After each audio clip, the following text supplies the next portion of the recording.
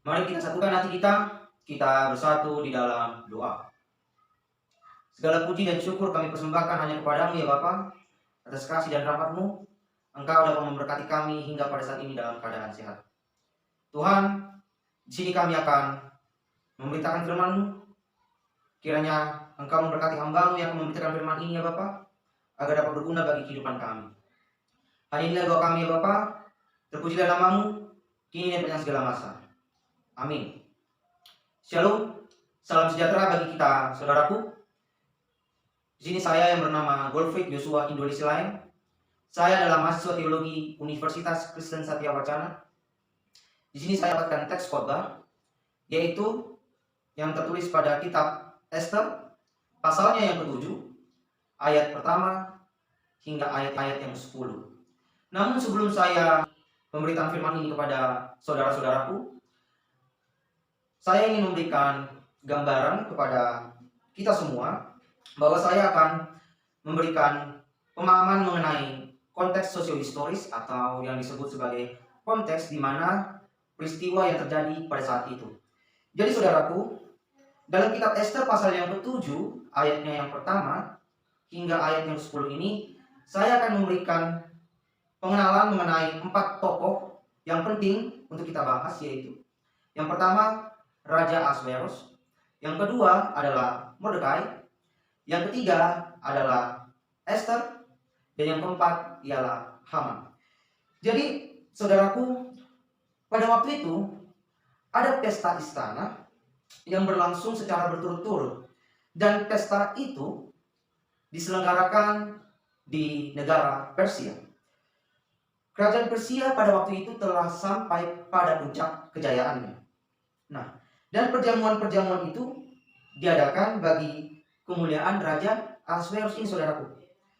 Raja Ahasveros ini, dia mempunyai karakteristik, yaitu haus akan kemasyhuran, haus akan kemakmuran. Kemudian, pesta besar itu diadakan untuk mengumpulkan semua orang terkemuka di seluruh kerajaan, atau yang bisa dikatakan orang-orang terpenting, orang-orang yang paling berpengaruh pada saat itu, terutama bangsawan-bangsawan dan kepala-kepala daerah, untuk merencanakan peperangan melawan Yunani. Jadi pada waktu itu, saudaraku, Raja Ahasveros ini ketika berada di suatu istana itu, ketika mengadakan suatu perayaan, Raja Ahasveros ini mengatakan kepada istrinya untuk memberitakan perintah bahwa dia menyuruh istrinya untuk memperlihatkan kecantikannya itu di hadapan orang-orang yang pada saat itu masih setengah mabuk. Namun saudaraku, hal itu merupakan suatu pelanggaran besar bagi seorang ratu. Karena sebenarnya raja ini tugasnya untuk melindungi seorang ratu. Jadi pada waktu itu, saudaraku, istri Raja Ahasveros ini ialah bernama Wati. Nah, pada saat Raja Ahasveros ini memerintahkan kepada istrinya yang bernama Wati untuk memperlihatkan kecantikan di hadapan semua orang yang setengah mabuk, Ratu Wati ini spontan langsung menolak. Lalu apa yang terjadi, saudaraku? Penolakan dari Wati ini merupakan suatu tindakan yang berani, dan bisa kita katakan tindakan yang sangat terpuji. Namun, kembali pada konteks pada saat itu, di mana penolakan dari Wati terhadap Raja Ahasveros ini merupakan suatu penghinaan besar terhadap diri raja itu. Setelah itu, setelah 4 tahun sesudah peristiwa itu, Esther terpilih menjadi seorang ratu. Selama 4 tahun itu, ketika Raja Ahasveros berperang melawan Yunani, ia kembali dengan kecewa karena dia tidak memikirkan, atau apa yang dipikirkan oleh Raja Ahasveros itu tidak sesuai. Apa yang dia rencanakan tidak berhasil. Jadi hal itu yang menjadi penyebab, saudaraku, bagi Raja Ahasveros ini. Ketika dia sampai di istana, yang dia lakukan apa? Yang dia lakukan yaitu setelah tiba dia sampai di istana, ia mengalihkan pikirannya kepada wanita. Nah, saudaraku, kemudian kita kembali kepada tokoh yang bernama Esther. Esther adalah putri Yahudi. Ia yatim piatu, kedua orang tuanya sudah meninggal. Namun, yang kita ketahui bahwa nama orang tua dari Esther ini ialah bernama Abihail. Dan Esther ini merupakan kemenakan dari, jadi dalam ada bisa kita katakan Esther ini belenya Mordekai. Jadi Mordekai ini adalah tulangnya dari si Esther. Dan Esther ini dipilih menjadi ratu sesuai dengan adat istiadat raja-raja Persia. Nah, jadi pada waktu itu ia memakai nama Yahudi yang bernama Hadasa. Sedangkan nama Persianya ialah Esther yang berarti bintang.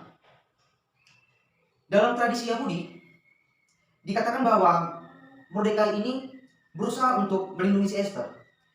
Mordekai ini mengatakan kepada si Esther untuk tidak menunjukkan identitasnya bahwa Esther ini merupakan seorang Yahudi, supaya Esther tidak dicurigai atau tidak diciduk oleh para pesuruh-pesuruh raja. Jadi jika Esther mengakui bahwa dia merupakan seorang yang Yahudi, maka kemungkinan besar Esther akan mengalami yang namanya diskriminasi. Kemudian kita membahas tokoh Alkitab yang bernama Haman.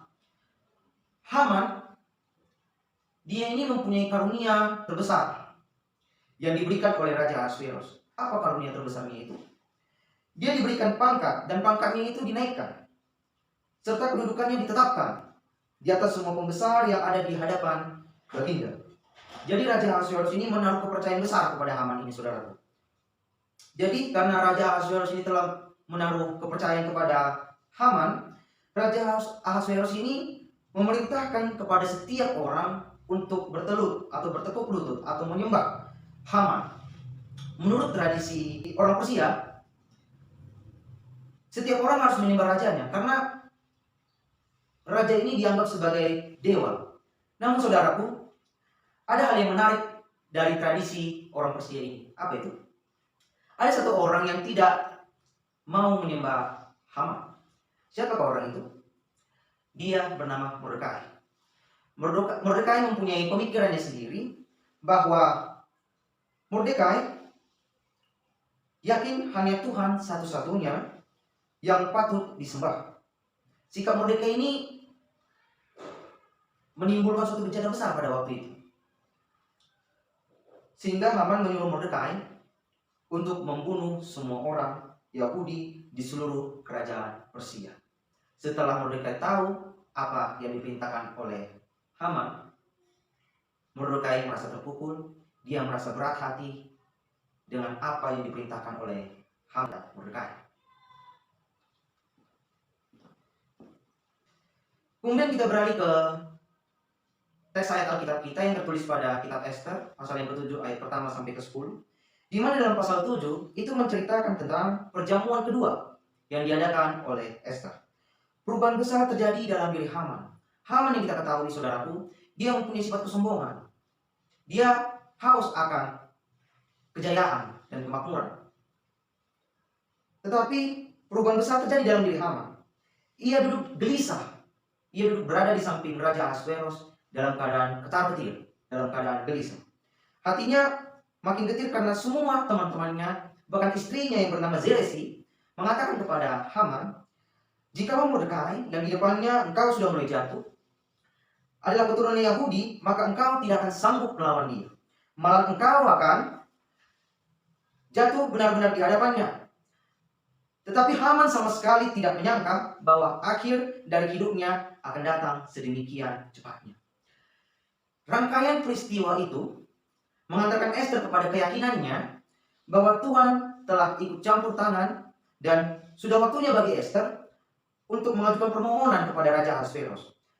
Maka dari itu Esther mengatakan kepada raja, seperti yang tertulis dalam ayat 3 sampai 4, "Dia raja, jikalau hamba mendapatkan kasih raja, dan jikalau baik pada pemandangan raja, karuniakanlah kiranya kepada hamba nyawa hamba atas permintaan hamba, dan bangsa hamba atas keinginan hamba.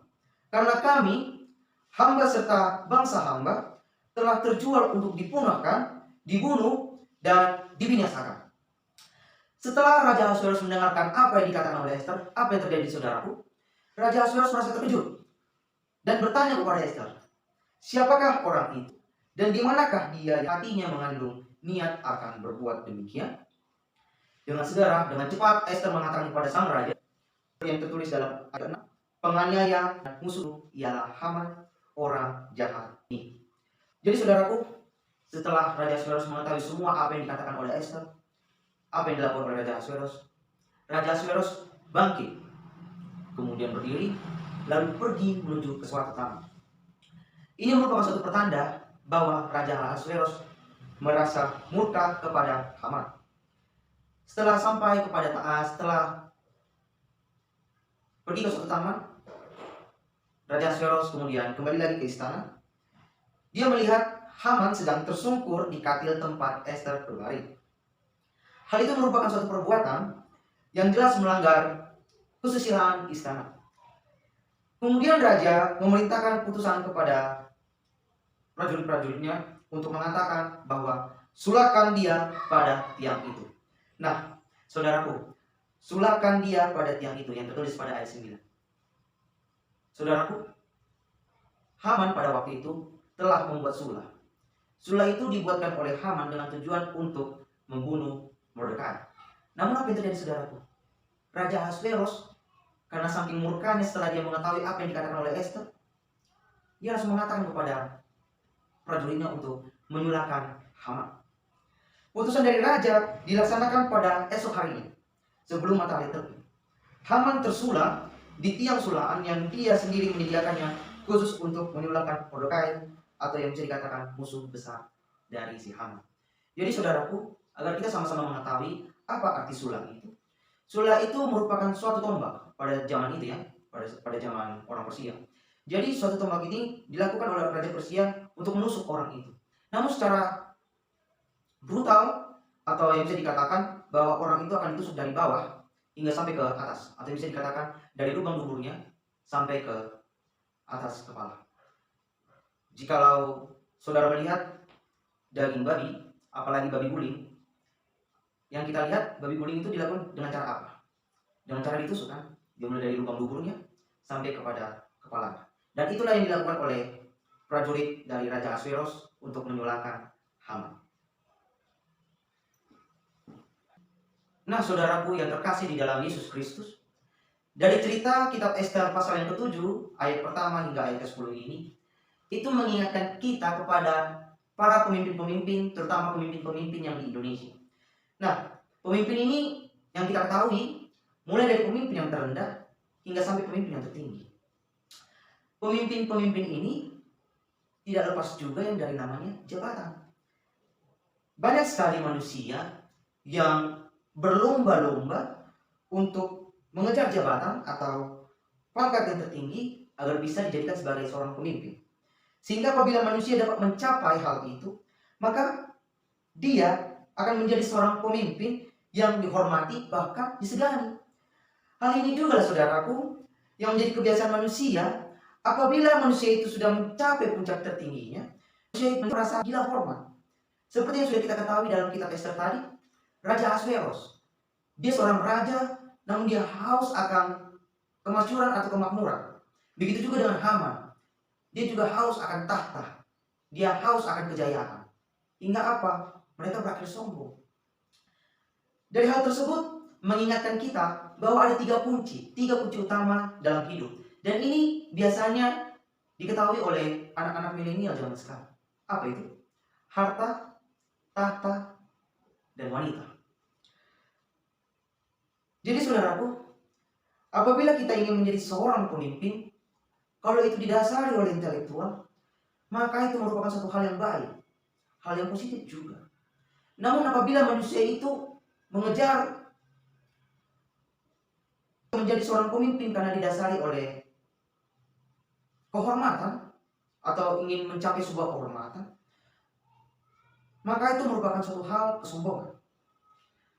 Kemudian poin kedua yang mau saya sampaikan kepada kita, saudaraku, bahwa dalam kitab Esther pasal yang ke-7 ayat yang pertama hingga ayat ke-10 ini membicarakan tentang konsep budaya patriarkal yang sangat kental, di mana laki-laki itu dijadikan nomor satu dan perempuan itu di nomor dua kan.